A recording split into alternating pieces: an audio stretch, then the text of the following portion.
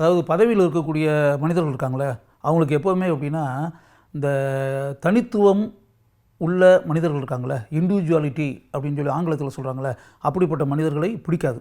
அதாவது இண்டிவிஜுவாலிட்டி, தனித்துவத்தன்மை, தனித்துவ கொள்கை, தனித்திறமை, கூறக்கூடிய அளவிற்கு தனியாக முத்திரை பதிக்கக்கூடிய ஆற்றல் உள்ளவர்கள், அப்படிப்பட்ட மனிதர்களை அவங்களுக்கு பிடிக்கவே பிடிக்காது. இப்போ யாராவது ஒரு ஆள் தனித்திறமை உள்ள ஆளாக இருக்கான்னு வச்சுங்களேன், இண்டிவிஜுவாலிட்டி இருக்குன்னு வச்சுங்களேன், ஒரு தனித்துவம் வேறு யார்ட்டையுமே இல்லாத ஒரு ஹேபிட், இல்லாட்டி சில திறமைகள், சில ஆற்றல்கள் ஒரு மனிதன்ட்ட இருந்து அப்படின்ற மாதிரி இருந்துச்சுன்னா, அது வந்து அந்த உயர்ந்த நிலையில் இருக்கக்கூடிய அரசியல்வாதிகள், அரசியல் தலைவர்கள் யாராக இருந்தாலும் அவங்களுக்கு பிடிக்காது. ஏன் அப்படின்னா, இப்படிப்பட்ட மனிதர்கள் இருந்தால் அது எப்போவுமே அவங்களுக்கு ஆபத்து.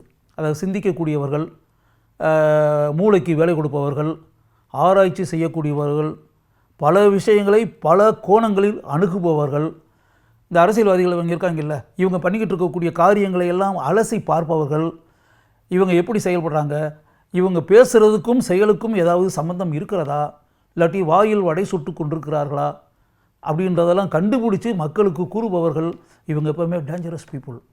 இது அரசியல்வாதிகளுக்கு பிடிக்காது.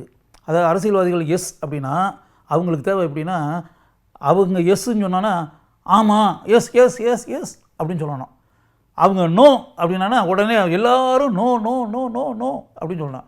அவங்க எஸ்ன்னு சொல்லும்போது இவன் நோன்னு சொல்லக்கூடாது, அவன் நோன்னு சொல்லும்போது இவன் எஸ்ன்னு சொல்லக்கூடாது. இப்படி வந்து முரணாக அவர் அரசியல்வாதி என்ன சொல்கிறாரோ அவருக்கு முரணாக பதில்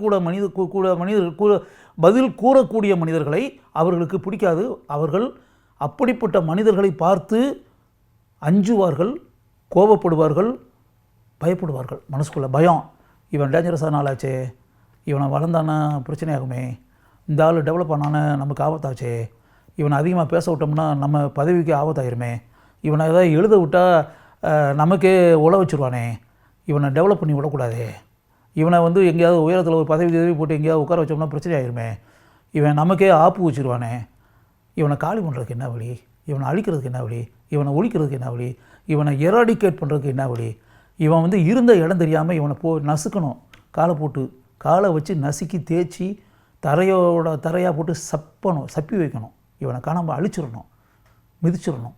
இதுக்கு என்ன வழி, இவன் இருக்கக்கூடாது, உலாவக்கூடாது, இப்படிப்பட்ட திறமைசாலி, இப்படிப்பட்ட புத்திசாலி, இப்படிப்பட்ட அறிவாளி இருக்கிறது நமக்கு ஆபத்தாச்சே. இப்படித்தான் எல்லா அரசியல்வாதிகளும் நினைப்பார்கள். அவர்களுக்கு அறிவாளிகள் தேவையில்லை, படித்தவர்கள் தேவையில்லை, சிந்திக்கக்கூடியவர்கள் தேவையில்லை, சிந்தனையாளர்கள் தேவையில்லை, தத்துவங்களை நிறைய கற்றவர்கள் தேவையில்லை, மூளைக்கு வேலை கொடுப்பவர்கள் தேவையில்லை. இதெல்லாம் வந்து அரசியல்வாதிகளுக்கு ஆபத்தானவர்கள். அரசியல்வாதிகளுக்கு வந்து சிந்திக்க தெரியாதவர்கள்,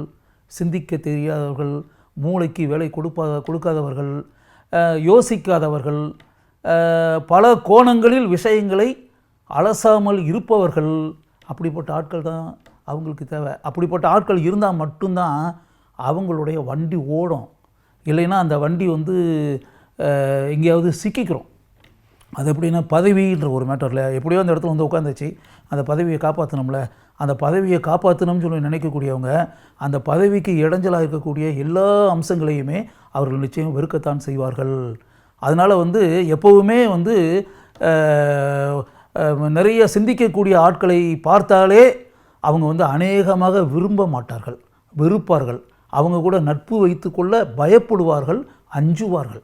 ஆக்சுவலாக ஒரு காம்ப்ளெக்ஸ் கூட இருக்கும் அவங்களுக்கு, இன்ஃபீரியாரிட்டி காம்ப்ளெக்ஸ் அப்படின்ற தாழ்வு உணர்ச்சி வரும். ஏன்னா இவன் வந்து அறிவாளியாக இருப்பான், இவன் படித்த அளவுக்கு அந்த அரசியல் தலைவராக இருக்கவன் படிச்சிருக்க மாட்டான், இவன் கற்ற நூல்கள் அளவுக்கு அவன் ஒன்றுமே படிச்சிருக்க மாட்டான். இப்போ உதாரணத்துக்கு இவன் வந்து ஒரு 100 நூலை படிச்சிருக்கான்னு வச்சுக்கோங்க, அவன் ஒரு புக்கை கூட படிச்சிருக்க மாட்டான். இவனுக்கு எவ்வளோ விஷயங்கள் தெரியும், அவனுக்கு ஒன்றுமே தெரியாது. இவன் வந்து அப்படியே மழை திறந்த வெள்ளம் போல எத்தனை மணி நேரமானாலும் சொற்பொழிவு ஆற்றக்கூடிய ஆற்றல் இவனுக்கு இருக்கும்.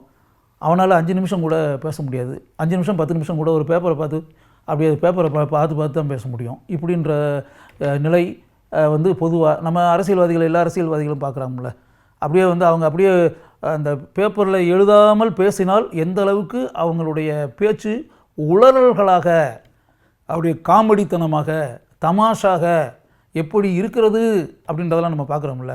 அதாவது பேப்பரில் குறிப்பே இல்லாமல் பேசும்போது அவங்க எந்த அளவுக்கு சம்பந்தம் இல்லாமல் உளறுகிறார்கள் அப்படின்றதெல்லாம் நம்ம கண் முன்னாடி பார்க்குறோம்ல.